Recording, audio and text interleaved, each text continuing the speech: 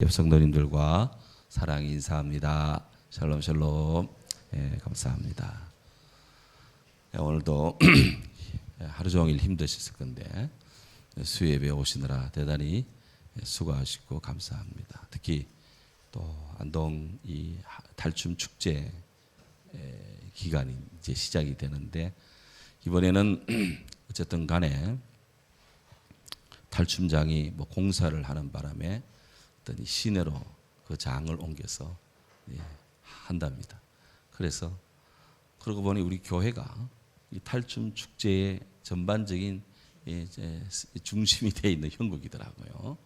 막 그래서 어떤 주차하고 오시는데 대단히 힘이 들었을 건데 오시는 분들에게 앞으로 돌아가는 발걸음도 편안하고 늘 주님 안에서 교회 올 때마다 주차 공간이 어디든 속히 잘 있고 신속하게 이동할 수 있고 또 모든 삶의 산업에 하나님의 복을 다해 주시기를 진심으로 기도하고 축복합니다. 아멘. 이제 우리가 요한계시록 하늘의 예배를 묵상하면서 하다 보니 모범적인 교회의 성장, 좋은 교회의 성장을 위해서 예루살렘, 안디옥, 빌립보, 스무나 안디옥 교회에 이런 그 빌라델비아 교회 성장을 하다가 사도 요한이 7개에 보내는 편지를 우리가 편지 속에 요한계시록에 나타난 7교회, 초대교회 7교회에 대한 성령의 영적 진단을 묵상하면서 도대체 왜 이런 진단을 했을까? 성령은 왜 이렇게 주의 교회에 대한 평가를 할까? 그런 마음의 생각을 가지고 주님 묵상을 하는데 눈을 딱 뜨니까 그 교회를 진단하고 평가하는 하나님의 보좌가 있어요. 그래서 하나님에 대한 예배를 제대로 드리기 위한 이런 일련의 모든 조치이시구나 하는 것을 깨달았습니다. 깨달아서 이참에 계속해서 그냥 요한계시록 한번 나가보자 해가지고 지금 계속 오고 있는데 우리가 지금 요한계시록에 나오는 지금 하나의 심판의 대장정 속에 지금 있습니다. 7인, 7나팔 그리고 오늘 7대접재앙에 진행하는데요. 이런 재앙을 통해서 하나님이 악을 제거하고 주의 나라를 이제 드러나게 합니다. 오늘 그 이제 그 피날레 쪽에 이제 와 있는데요. 세 번째 하나님의 큰 재앙, 7대접재앙이 이제 시작이 됩니다. 근데 이걸 이제 보면 제가 지난번에도 한번 여기서 시작하면서 파워포인트로 말씀을 드렸는데 시간도 오래되고 또 기억을 다시 새롭게 해야 되고요. 구조를 우리 성도님들이 다시 한번 제대로 알 필요가 있다는 생각이 들었어요. 그래서 요한계시록에 나오는 7인, 7나팔, 7대접재앙의 전체 대개, 전체 아웃라인을 정리를 했습니다. 근데 특징적인 것이 이 각의 재앙이 따로따로 7인 재앙 따로, 7나팔 재앙 따로, 7대접 재앙이 따로 완전히 분리된 재앙이 아니라 이 재앙이 맞물려 있고 연속적 재앙의 형태로 되어 있습니다. 그리고 도표를 보시면 제일 천면 옆으로 가로로 된 이거 안 받으신 분 주자는 받았어요? 네, 중요합니다. 이거 버리지 말고 이 종이 지민기 접어서 오징어 게임이야 무슨 게임이야? 그 영화 뭐예요? 넷플릭스 그것처럼 뭐 딱지치기 해가지고 뭐 이걸 제끼는 뭐 그런 일이 없기를. 다른 거는 뭐 오징어 게임처럼 딱지치기 해서 제끼고 종이 비행기 날리더라도 제발 플리즈 이것만은 여러분들 잘 좀 요한계시록 끝날 때까지 잘 성경책에 잘 보관해 다니시기 바랍니다.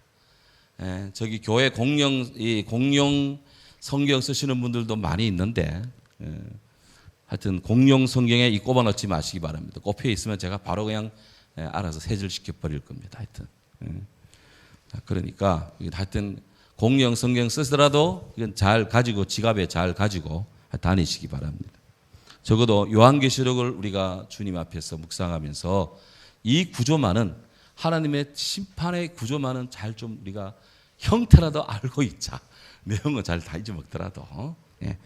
자, 이걸 잘 보면, 예, 이거 옆으로 된 거, 뒷장은 세로로 된 겁니다. 프린트가 옆으로 된 걸 보십시오. 요한계시록 7인 7나팔 7대접 재앙인데요. 예, 크게 보면 왼쪽에 7인 재앙이 있고 그 밑에 7나팔 재앙, 7대접 재앙인데 그걸 잘 보시면 7인 재앙 7번째 나오는 재앙이 7나팔 재앙의 첫 번째 재앙이 돼요. 그 다음에 7나팔 재앙의 7번째 재앙이 7대접 재앙의 첫 번째가 돼요.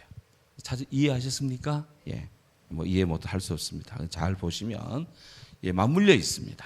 그러니까 이게 기퉁이가 모퉁이가 다 이렇게 맞물려서 힘을 쓰는 것처럼 하나님의 이 심판이 연쇄적으로 이렇게 사슬처럼 잘 엮여 있다 하는 것이죠. 이게 뗄래야 뗄 수 없는 하나님의 역사가 지금 진행이 되는데 도대체 이런 쏟아지는 위로부터 쏟아지는 하나님의 이 진노가 오늘 우리들에게 주는 교훈이 무엇일까? 결론부터 알고 이 본문을 이제 봅니다.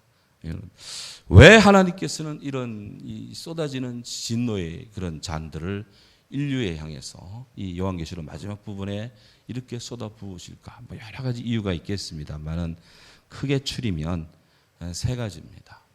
첫째는 인간이 섬겨야 될 대상이 누구인지를 알게 하기 위함이다 하는 거예요. 왜?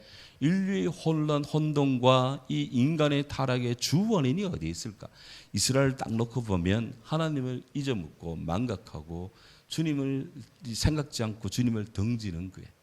그러니 하나님이 없는 곳에 못할 짓이 없다고 톨스토이 말한 것처럼 온갖 인간 세상에 온갖 죄가 넘치는 겁니다. 그래서 이런 대접의 재앙을 위로부터 쏟아버리면서 누가 세상의 주관자고 누가 세상의 심판자고 누가 세상의 구원자인지를 분명히 알게 하는 하나님의 뜻이 있다 하는 거예요. 찾아봅니다. 신명기 10장 12절. 신명기 10장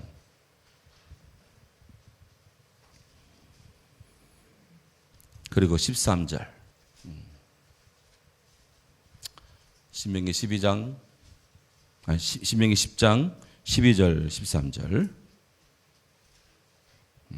찾았습니까? 함께 읽습니다. 이스라엘아 내 하나님 여호와께서 내게 요구하시는 것이 무엇이냐?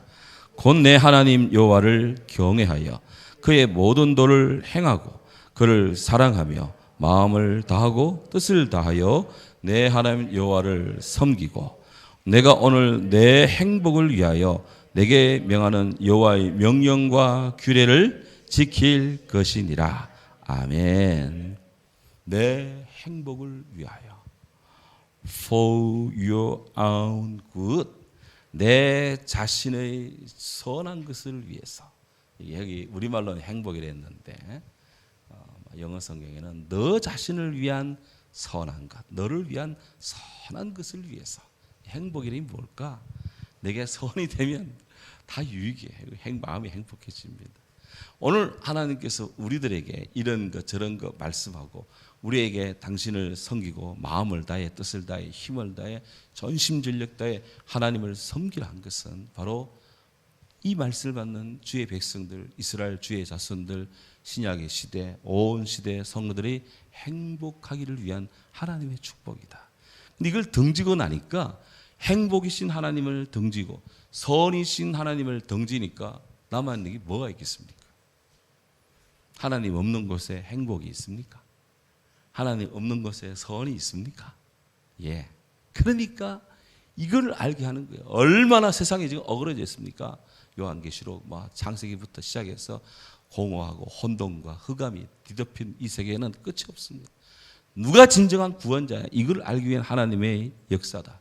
두 번째,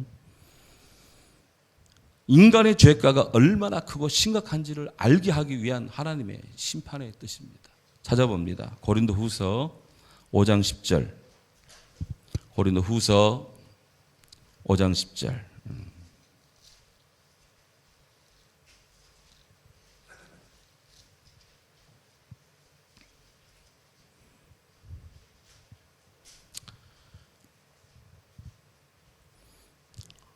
예, 읽습니다. 이는 우리가 다 반드시 그리스도의 심판대 앞에 나타나게 되어 각각 선악간에 그 몸으로 행한 것을 따라 받으려 함이라. 아멘. 몸의 심판. 몸으로 따라 행한 것입니다. 몸으로 따라 행한 몸입니다. 우리 몸 그러면 우리 이 몸을 생각하는데 맞지요. 그러나 우리가 바라보는 우리 이 움직이는 육체만이 몸이 아닙니다. 여기서 말하는 몸은 헬라어로 소마라는 것인데요. 여기는 인간의 육체와 영혼과 영과 혼이 다 결합된 그 인격체를 소마, 몸이라고 그래요. 그러니까 이 몸으로 행한 것에 대한 심판은 우리의 육체가 행한 범죄뿐 아니라 혼, 정신이 행한 범죄, 영이 행한 범죄까지 다 포함되는 거예요. 이 부분에 대한 하나님의 심판이 있다. 이라는 거예요. 이거를 우리가 잊어서는 안 됩니다. 인간이 얼마나 정신적으로, 영적으로, 육체적으로 죄를 많이 짓느냐 하는 거예요. 그 나라의 정부가 하는 것은 국민의 투표로 몇 년 만에 투표로 다 결정이 납니다. 그러에는 심판을 받는다 그러죠. 그러나 하나님 앞에서 인간이 짓는 죄는 어떻게 될 것인가? 다 때가 되면 그에 따르는 보응이 있다. 성경은 분명히 말씀합니다. 우습게 여기지 마라 이것을. 주의 말을 우습게 여기지 마라 하는 거예요. 세 번째, 그 안에서 그 죄의 결과가 얼마나 심각한지, 그 죄를 짓는 인간이 얼마나 완악한지를 우리에게 알려줍니다. 성경은 말씀 여러 곳에서 말하는데 시간 관계상 예레미야 44장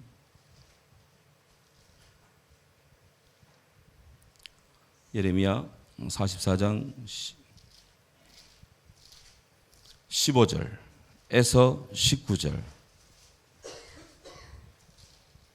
그리고 22절 23절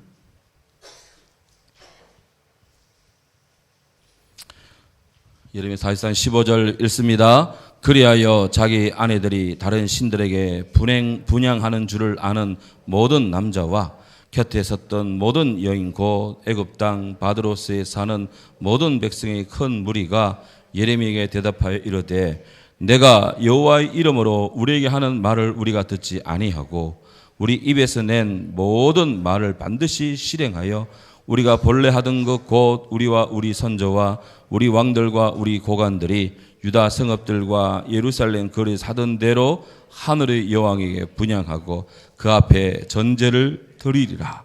그때에는 우리가 먹을 것이 풍부하며 복을 받고 재난을 당하지 아니하였더니 우리가 하늘의 여왕에게 분향하고 그 앞에 전제 드리는 것을 패한 후부터는 모든 것이 궁핍하고 칼과 기근에 멸망을 당하였느니라 하며 여인들은 이르되 우리가 하늘의 여왕에 분향하고 그 앞에 전제를 드릴 때 어찌 우리 남편의 허락 없이 그의 형상과 같은 과자를 만들어 놓고 전제를 들었느냐 하는지라. 예레미야 앞에서 애굽의 여인들이 참 이게 앞뒤가 바뀐 말을 지금 하고 있는 거예요. 자기들이 예루살렘 거리에서 하늘의 여왕에 자기들끼리 예배를 드릴 때는 자기들이 복을 받았는데 이거를 폐지하고 나니까 우리가 지금 막 죽을 고생이다 라는 이런 이야기를 하고 있는 거예요. 성경의 이야기가 전혀 반대의 이야기를 했어요. 이게 말이 지금 앞뒤가 완전히 바뀌어 있는 그런 형상인데 22절 23절 예레미야 44장 22절 23절 읽습니다. 여호와께서 너희 악행과 가증한 행위를 더 참을 수 없었으므로 너희 땅이 오늘같이 황폐하며 놀램과 저주거리가 되어 주민이 없게 되었나니 너희가 분향하여 여호와께 범죄하였으며 여호와의 목소리를 순종하지 아니하고 여호와 율법과 법규와 여러 증거대로 행하지 아니하였으므로 이 재난이 오늘과 같이 너희에게 일어났느니라. 아멘. 예배를 제대로 드려야 섬길 자를 제대로 섬겨야 되는데 섬겨야 될 하나님은 섬기지 않고 엉뚱한 그냥 아시다라 여신을 섬기고 신화 속에 섬기던 사람들이 우리가 그 우방신 생길 때는 잘 살았는데 우리가 지금 그거를 철폐하고 나니까 말이지 이거 못 살겠다고 말도 안 되는 소리를 하고 있으니까 예레미야가 말을 딱 교정시켜 줍니다. 하나님의 말씀이다. 헛소리하지 마라. 너희가 하나님께서 너희의 가정한 행위를 더 이상 참을 수 없다 해서 그냥 심판한다. 예, 오늘날 세상은 교묘하게 진리를 뒤바꿉니다. 거스릅니다. 마귀 교만한 술수들입니다. 거기에 우리 그리스도인들이 휘달려서 되겠어요. 예, 이러한 인간의 이 죄가가 얼마나 큰지, 그 죄의 결과가 얼마나 심각한지, 정작 생겨야 하나님의 누구신지를 알게 하기 위해서 하나님이 이 무시무시한 진노의 사슬이 지금 멈추질 않고 있습니다. 해서 우리가 지금까지 요한계시록 6장부터 11장까지 나오는 이 7인 재앙, 7나팔 재앙을 보았는데 이제 요한계시록 17장에 딱 16장에 딱 접어 들어와서 하나님의 7 대접 재앙을 이제 맞이합니다. 자, 넘기면 뒷장 넘기면 성경에는 이런 대재앙의 역사가 여러 군데 기록이 되어 있는데 가장 대표적인 그런 이 재앙이 쏟아지는 것이 출애굽기에, 구약으로 보면 출애굽기에 하나님이 이스라엘 백성을 해방시킬 때 애굽 진영에 내린 10가지 재앙이 있어요. 신약에는 일부 실행된 것도 있고 또 실행될 예정의 것도 있지만 이런 요한계시록 기록된 재앙들이 또 이렇게 비교가 되고 있습니다.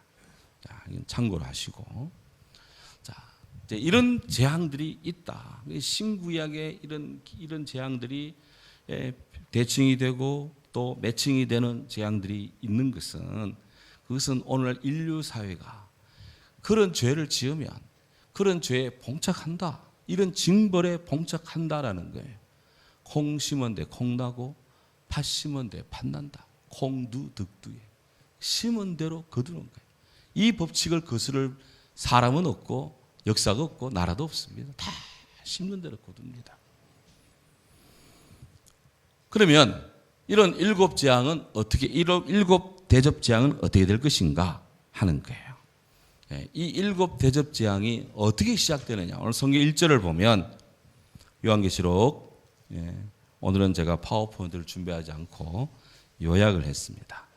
그랬는데 이 7 재앙이 이게 사람으로부터 인한 것이냐 어디로부터 인한 것이냐. 오늘 요한계시록 16장 1절을 보면 같이 읽습니다. 또 내가 들으니 성전에서 큰 음성이 나서 7 천사에게 말하되 너희는 가서 하나님의 진노의 7 대접을 땅에 쏟으라 하더라. 쏟으라, pour out, 쏟아버려 그랬어요. 이게 하늘의 소리입니다. 천사는 이 소리에 어떻게 할까? 순응합니다. 2절 읽습니다. 첫째 천사가 가서 그 대접을 땅에 쏟음에 짐승의 표를 받은 사람들 그 우상에게 경배하는 자들에게 악하고 독한 종기가 나더라. 아멘. 그 말씀의 패턴을 잘 보세요. 1절에 보면 하늘에서 큰 소리, 하나님 보좌에서부터 큰 소리가 납니다. 천사에게 명령합니다. 너 천사 너희들 저 가서 땅에 쏟으라 하니까 2절에 가면 천사가 땅에 쏟음에. 천사는 지난주일도 말씀했지만 천사는 철저히 하나님의 지시에 순종합니다. 하나님 시키는 일을 해요. 하나님이 도와라 하면 도와요. 도와라 말 안 하면 안 도 가만히 있습니다. 우리 주위에도 주의 천사가 있어요. 예수님 말씀했으니까. 그래서 주님이 도와라 하면 빨리 천사가 도와요. 도와로 하나님 말씀이 없으면 천사가 안 돕지 않습니다. 극단적으로 보면 그래. 그러니까 천사학을 공부한 이 조지신학 교수는 하나님 천사 좀 보내서 저 좀 도와주라 하세요. 이렇게 기도하라 그래. 그러면 하나님이 그 기도 들으면 그래 천사 너 가서 좀 도와라 하면 천사가 얼른 돕는다는 것입니다. 그러니까 우리가 기도하지 않고 살 수가 없는 거예요. 이게. 그래서 천사는 순종합니다. 하나님이 쏟으라 하니까 쏟는 거예요. 대접 재앙을 쏟아버려 그랬어요. 쏟으니까 막 그냥 짐승을 경배하는 자들에게 독한 종기가 나는 것입니다. 종기. 제가 여러분들 아마 종기 나면 힘들 겁니다. 저도요 한때 종기가 무지무지하게 났어요. 한때 신학대학 1학년 때 뭐 하여튼 정기적인 큰 쇼크를 받았는데 그때부터 신경만 쓰면 하여튼 종기가 납니다. 그래서 하여튼 제가 거하는 곳에 집이든 관사든 그 당시 군인 부모로 있을 때 관사든 제가 성경 책상이든 심지어 들고 다니는 성경 가방에도 조고약, 이고약이 막 그냥 있는 거예요. 손만 뻗으면 있어야 돼. 왜? 종기 나니까. 갖다 붙이고. 그때 막 연구 없다 할 때 막 이 붙이기 있잖아요. 그 조고약이. 그런데 어느 순간부터 없어지더라고요. 정말 하나님 은혜로. 정말 하나님 은혜로 없어졌어요. 우리 교회 와서 별로 종기가 안 났어요. 정말 하나님의 은혜인 줄로 믿습니다. 그런데 이 종기는 그 종기가 아니고 악하고 독한 종기입니다.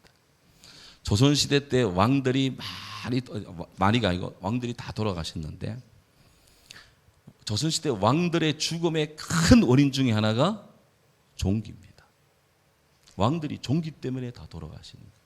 사극 보면 왕이 옷을 몇 급을 입고 있습니까? 속옷, 겉옷 해가지고 여름이든 더위든 그냥 조선시대 사극에 왕이 반바지 입고 다니는 거 봤어요? 티셔츠 봤습니까? 그 긴 거 입고 다녀. 그러니까 땀은 득지득지 나지 목욕에 자주 했겠지만은 찬물로 샤워했겠으면 뜨신물로 샤워했겠지.